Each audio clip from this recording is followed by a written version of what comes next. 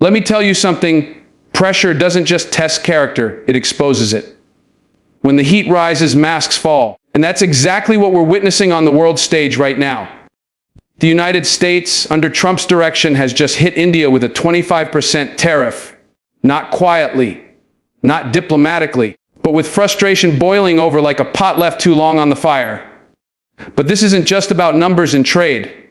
This is about power, about pride, and about what happens when a long-standing alliance begins to crack under the weight of ego, economics, and ambition. India is not just another country on the receiving end of American pressure. It's a rising force, a self-aware player in a game where the rules are constantly being rewritten. And in this moment, as Trump flexes with tariffs, we're not just seeing policy. We're seeing a deeper story unfold, one about control, identity, and strategic self-respect. And here's the truth most people miss. This story isn't just about two nations. It's about all of us. Because every single one of us has felt that pressure. The kind that demands a reaction. The kind that forces a decision. Do you fight back? Do you walk away? Or do you rise without losing yourself? This is more than geopolitics. It's human nature under a microscope. And in the next few minutes, we're going to break it down, piece by piece, so you don't just watch the world change, you understand it. Would you like this? To be followed by an expanded version of key point 1 next. When leaders feel their grip slipping, they don't always admit it. They don't always say, we're losing influence, or our position isn't what it used to be. Instead, they act. They project strength. They raise tariffs, build walls, threaten allies. Because in the world of power politics, perception often matters more than reality. And in Trump's world, pressure is the preferred language. The 25% tariff on India wasn't just a financial decision, it was psychological warfare. A signal. It said, we are still in control. But the thing about power is this: if you have to constantly prove it, you probably don't have as much as you think. This moment, this policy, this reaction, it tells us something bigger about how power is handled in moments of insecurity. And that's where the lesson begins. Because whether we're talking about nations or individuals, the same truth applies when you're grounded in real strength. You don't need to shout. You don't need to slam the table. But when that strength is fragile, you overcompensate. You lash out. Trump's frustration toward India stems from something deeper than a trade imbalance. It's about control. It's about the feeling that an ally is becoming too independent, too sovereign, too confident in its own direction. And when you're used to being the one others follow, watching someone start to walk their own path feels like betrayal. Even if it's just evolution. But think about this, is that really strength?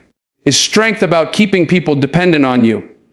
Or is it about creating partnerships where both sides can thrive, even if that means they grow beyond your shadow? When the US imposed those tariffs, it wasn't a negotiation. It was an assertion of dominance. And that approach has consequences. Because once you turn your partners into targets, you force them to re-evaluate their trust in you. And just like in life, when someone uses pressure to keep you close, what they're really doing is pushing you away. India understood this. That's why its response was measured, not reactive. It didn't scream back. It didn't retaliate with the same aggression. It simply began to shift. To explore other alliances, to send a clear message, won't be cornered. That's the kind of calm power more of us need to understand. You don't always have to respond with noise. Sometimes silence, sometimes strategy is more powerful than any speech or sanction. So here's the takeaway: whether you're leading a country, a company, or your own life, don't confuse force with leadership. Don't mistake reaction for resolution. When pressure comes, pause, observe.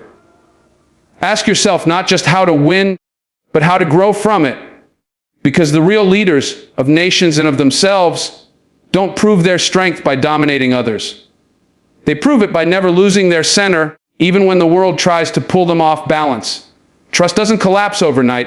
It unravels, thread by thread, moment by moment, decision by decision. And when we talk about the breakdown in US-India strategic trust, it's not just about the 25% tariff. That was the tipping point, not the cause. What we're really seeing is the result of slow, growing friction between two nations that once saw themselves as aligned in purpose, but now find themselves out of sync in vision.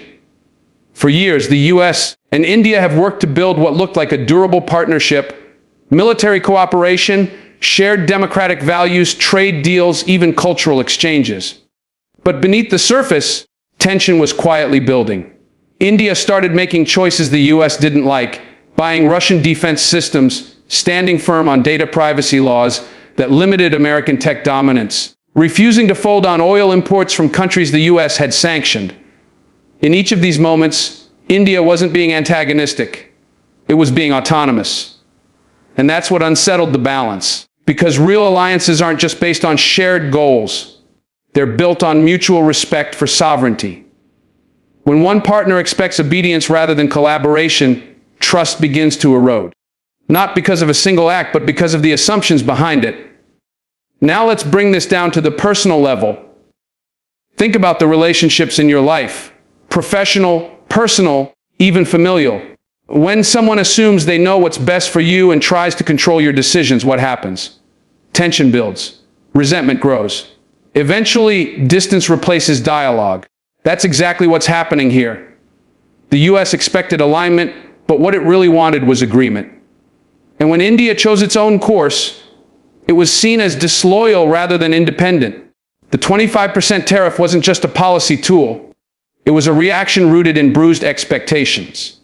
Trump didn't just want to correct trade imbalances. He wanted to send a message: a step back in line. But India's silence said everything. It had already stepped forward. This teaches us something essential about leadership and trust. Trust isn't maintained by demanding loyalty. It's earned by respecting growth. When a partner, whether a country or a person, starts to evolve, starts to assert a new voice, you have a choice. You can support that growth and grow with them, or you can try to hold them in place. But if you choose the latter, don't be surprised when they walk away. The truth is, every strong relationship eventually meets a crossroads, adapt, or fracture. And the more one side resists change, the more likely that fracture becomes permanent. So what's the lesson here? It's simple, but not easy. If you want trust to last, don't cling to who someone was. Learn to respect who they're becoming. Because lasting alliances, like lasting relationships, aren't built on control. They're built on the courage to evolve side by side, without fear of losing power in the process. India didn't respond to the tariffs with outrage. There were no fiery speeches, no retaliatory moves designed to grab headlines. Instead, there was something far more deliberate: a quiet pivot, a shift in attention, in strategy, in long-term alignment. While the world was watching for a dramatic comeback, India chose something more powerful than reaction. It chose redirection. This is a deeply psychological move. In moments of external pressure, the instinct is often to match fire with fire. But India demonstrated something that most individuals, and many nations, struggle to master: restraint rooted in vision.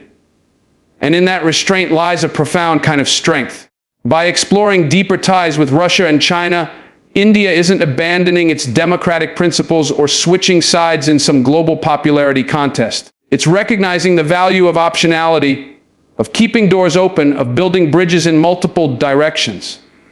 In psychology, this reflects what we call cognitive flexibility, the ability to adapt thinking and strategy without abandoning one's core identity. That's the kind of mental agility that defines resilient leaders and resilient nations. Here's why that matters. When someone tries to control you through tariffs, pressure, or manipulation, and your only response is to fight back, you're still playing their game. But when you shift the board entirely, when you expand the arena, you become ungovernable. Not out of defiance, but out of clarity. That's exactly what India is doing. It's not burning bridges with the US, it's simply making sure it doesn't only have one bridge to walk on. And that right there is the deeper principle. Self-respect isn't about resistance, it's about range. The more options you have, the less you can be cornered. Whether you're a country negotiating alliances or a person navigating pressure, your strength is multiplied by your alternatives. Too often, people confuse loyalty with dependency. But the healthiest relationships, personal, political, or economic, are the ones where both parties have the freedom to choose over and over again. That's what keeps things honest. That's what builds mutual respect. When one side feels trapped, even unconsciously, it begins to pull away, quietly, sometimes invisibly, until one day the silence becomes a statement. That's where we are now. India's pivot isn't loud, but it's clear, and it's reminding the world of a truth we all need to hear. Dignity doesn't always shout. Sometimes it just walks in a new direction and lets the results speak for themselves. So if you're facing pressure from a person, a system, or a story you've outgrown, remember this: you don't need to fight to prove your strength. Sometimes the most powerful move is the one that opens new paths and walks toward them with intention. Moments like this, when alliances crack, when frustration becomes policy, when silence speaks louder than rhetoric, are not just political milestones, they're mirrors. They show us with brutal honesty how pressure doesn't just test nations, it reveals their identity. And the same applies to you and me. When things are easy, when the system is smooth, when relationships are cooperative, anyone can seem composed. But the real story of who you are is told when the rules shift, when expectations are betrayed, when your back is against the wall and the cameras are off. That's when the mask slips. That's when the core is exposed. India, in this case, showed us something critical. Under intense global scrutiny, with economic pressure and public provocation from one of its closest partners, it didn't react impulsively. It didn't fall into a narrative of victimhood or rage. It paused, it recalibrated, and it quietly began a strategic shift. That decision didn't come from fear. It came from awareness. There's a lesson there about psychological maturity, about the strength of restraint and the intelligence of reflection. When you're faced with pressure, the world will expect you to explode, to react, to prove your strength with volume. But sometimes power lies in the space between stimulus and response. In that pause, in that breath, identity is revealed. Not the identity you project, but the one you live by. Trump's frustration with India, public, pointed, and aggressive, wasn't just about economics. It was emotional. It revealed a mindset that saw deviation as defiance. But true leadership, at any level, can distinguish independence from betrayal. That's a skill most people never develop because it requires a deep sense of security within the self. When you lack that, any act of autonomy by others feels like an attack on your control. Now let's pivot inward. When someone you've relied on starts changing, when circumstances shift and the path you expected disappears, do you crumble? Do you lash out? Or do you evolve? Growth doesn't happen without discomfort. That's the inconvenient truth most people avoid.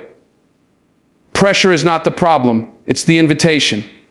It's the moment that forces you to ask, what kind of person, what kind of leader, what kind of nation am I becoming when things don't go my way? India answered that question not with words, but with direction. And in doing so, it demonstrated a profound truth. Stability doesn't mean avoiding conflict. It means knowing who you are so deeply that even under fire, your decisions reflect purpose, not panic. So ask yourself, when the pressure comes, and it always will, what will it reveal about you? Because in the end, your strength isn't measured by how loudly you react, but by how clearly you choose. Identity under pressure becomes destiny.